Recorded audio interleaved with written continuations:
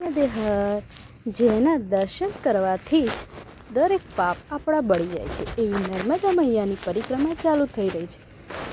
નર્મદા પરિક્રમા ઉત્તર વાહિની. જ્યારે નદીનો પ્રવાહ દક્ષિણથી ઉત્તર તરફ વહે છે તેને ઉત્તર વાહિની કહેવામાં આવે છે.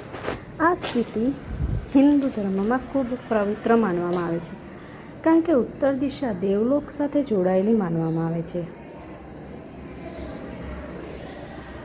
ઉત્તર વાહિની નર્મદા પરિક્રમા મુખ્યત્વે ગરુડેશ્વર અને આસપાસના વિસ્તારમાં થાય છે. આ સ્થળ નર્મદા જિલ્લામાં આવેલું છે.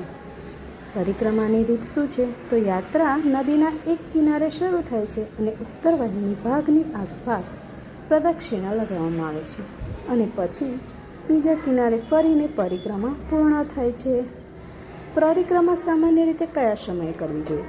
તો 1 થી 3 દિવસમાં સામાન્ય રીતે થાય છે. બ્રહ્મ મુહૂર્તમાં પરિક્રમા કરવામાં આવે તો સારું છે. તેથી જેઓ સંપૂર્ણ પરિક્રમા કરી શકતા નથી તેઓ માટે આ સરળ વિકલ્પ છે. સામાન્ય રીતે 3-4 કલાકમાં તમે આરામથી નર્મદા પરિક્રમા કરી શકો છો.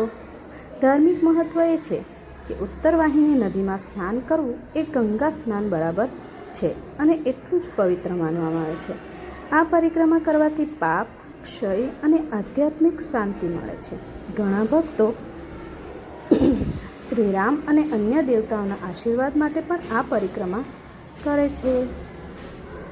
આ પરિક્રમામાં આ વખતે ખૂબ જ સુંદર રીતે આયોજન કરવામાં આવેલું છે.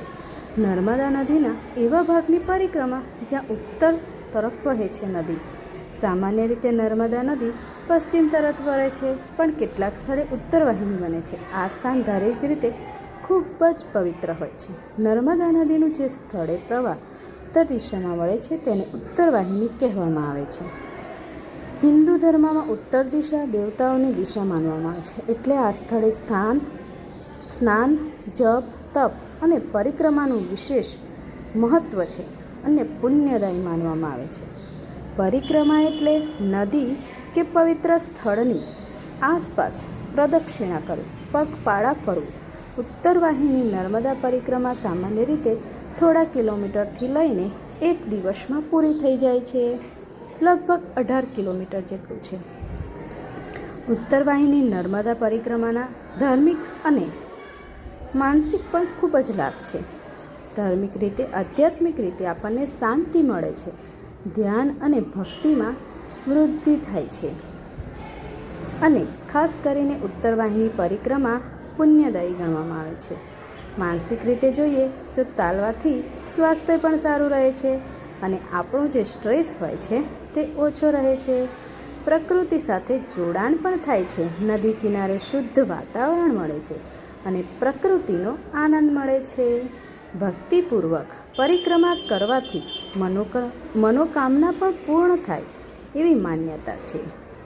તો તમે પણ નર્મદા પરિક્રમા કરવા આવો તો ચાલુ દિવસમાં આવવું, જેથી કરીને તમને ભીડ ઓછો પડે. શ્રદ્ધા અને નિયમથી પરિક્રમા કરવી જોઈએ. નદી, પર્યાવરણને પણ સ્વચ્છ રાખવું જોઈએ. આરોગ્યનું પણ ધ્યાન રાખવું જોઈએ. પાણી, ચપ્પલ બધું સાથે રાખીને ચાલવું જોઈએ. અહીંયા કેટલાક મુખ્ય મંદિરો પણ આવે છે. ગરુડેશ્વર મંદિર ભગવાન દત્તાત્રેયજી સાથે સંકળાયેલું પવિત્ર સ્થળ છે. અહીંથી જે પરિક્રમા શરૂ કરે છે તે શરૂઆતમાં જ અહીં પરિક્રમાની શરૂઆત થાય છે અને અંત અહીંયા થાય છે. હનુમાનજીનું મંદિર આવે છે. ઘણા બધા શિવલિંગ પણ આવે છે.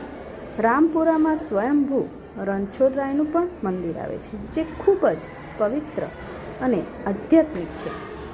ઘણા લોકો હવે ખુલ્લા પગે પણ પરિક્રમા કરે છે. ખૂબ જ ધ્યાન રાખવાનું એ છે કે આ પરિક્રમામાં સમયને તમે ધ્યાન રાખીને ચાલો તો ખૂબ જ સરળતાથી પરિક્રમા ખૂબ જ સારી રીતે થાય છે. આ મણિનાગેશ્વરનું મંદિર છે, જ્યાં શંકર ભગવાન, ગણપતિ દાદા, હનુમાનજી, કૃષ્ણ ભગવાનનું મંદિર છે, જે ખૂબ જ પૌરાણિક છે અને આનું મહત્ત્વ પણ ખૂબ જ છે. હવે અહીંયા મણિનાગેશ્વરના દર્શન કરી આગળ વધીશું. ત્યાંથી સીધા રોડ ઉપર આવી જઈશું. આ સામેનો પશ્ચિમ જે 400 મીટર વધારો કર્યો છે તે ખૂબ જ આસ્થા સાથે ભક્તો ચાલી રહ્યા છે. દર્શન કરતાં કરતાં આગળ વધે છે. નર્મદે હરના નારા લગાવી નાના ભક્તો મોટા ભક્તો આ કપિલેશ્વર મહાદેવ આવ્યું, જ્યાં તટ નીચે ઉતરી હવે નર્મદાના કિનારે કિનારે ચાલવાનું રહેશે.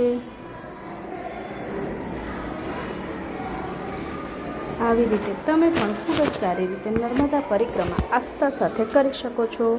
અને ખાસ કરીને રજાના દિવસોમાં પિકનિક ગણીને નહીં આવો, એક આસ્થા સાથે અહીંયા આવો તો ખૂબ જ મળે છે, મનની શાંતિ પણ ખૂબ જ મળે છે અને આપણી જે ઈચ્છા હોય તે પણ પૂર્ણ થાય છે.